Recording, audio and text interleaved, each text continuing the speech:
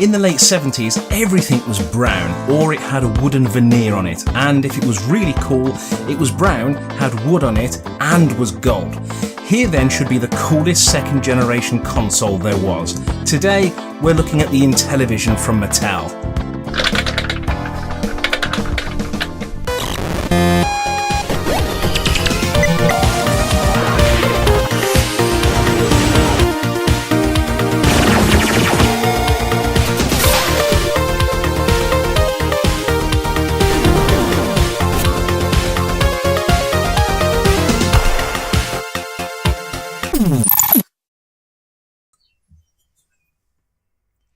In the late 70s, every kid I knew wanted an Atari.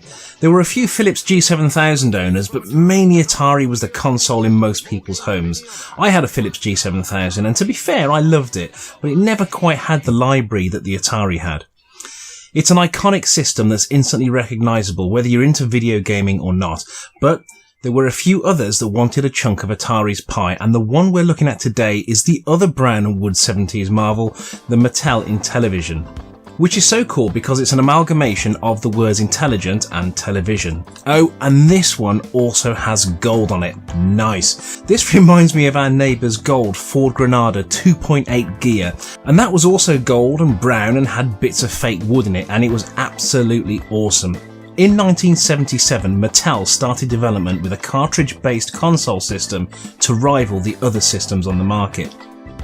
Although the Intellivision was tested in California in 1979 with a collection of just 4 games, it wasn't actually released to the market until 1980. Now that's a good 3 years after Atari went to market with their VCS.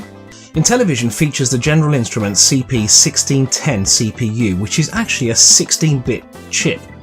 So really this can be thought of as one of the first 16-bit consoles, if not the first, which is quite something when you consider that Sega and Nintendo only started bashing on about 16-bit consoles in the early 90s.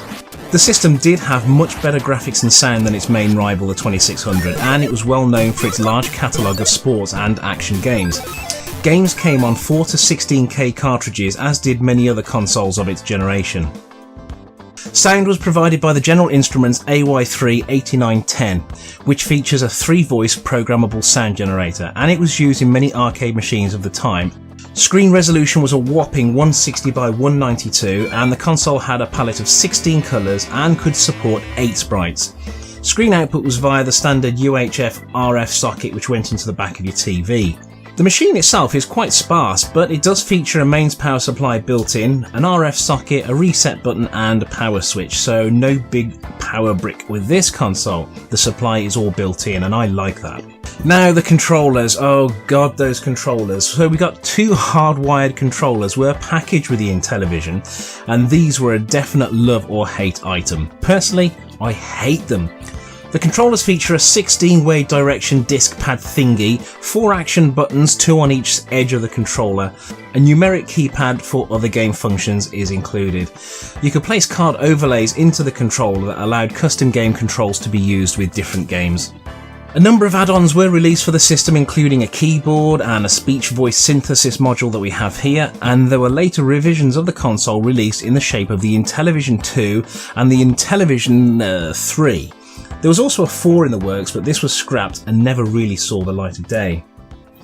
Released in 1980 at the price of $299 the machine sold reasonably well, and it went on to sell approximately 3 million units in its lifetime. But if you compare that to the Atari 2600, which sold about 30 million in its lifetime, TV advertising released at the time centred around the Intellivision's superior graphics and performance, and one of the slogans used was, "The closest thing to the real thing."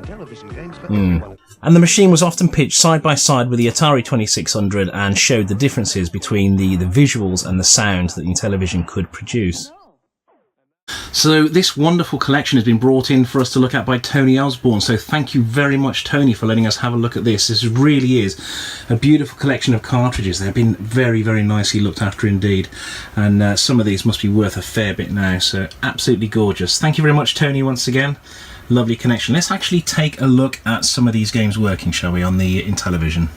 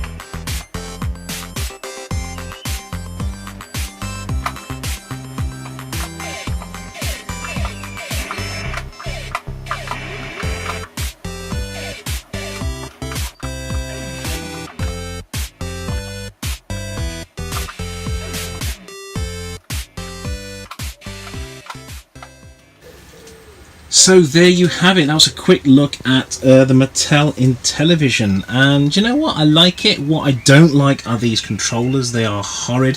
They do make your fingers ache after a while. Just playing for a few minutes actually makes your fingers ache. But what a wonderful machine from the late 70s, early 80s, and the fact that it had a 16-bit CPU, which of course means nothing if it's crippled by the rest of its hardware, but it was a great console, I think, and it was a shame that it didn't do better. And again, thank you very much for bringing your wonderful collection over, Tony. This is really nice stuff, and I hope you do look after it, because it must be worth a fair bit now. And yeah, on another note, Tony's kindly donated an Intellivision to the shed. He's got two of them. One of them he's very kindly left to us, which is wonderful. So thank you once again, Tony. I really appreciate that, and it will be looked after. So thank you very much for joining us here in the Retro Shed, and we'll catch you again soon. So take care now. Bye bye.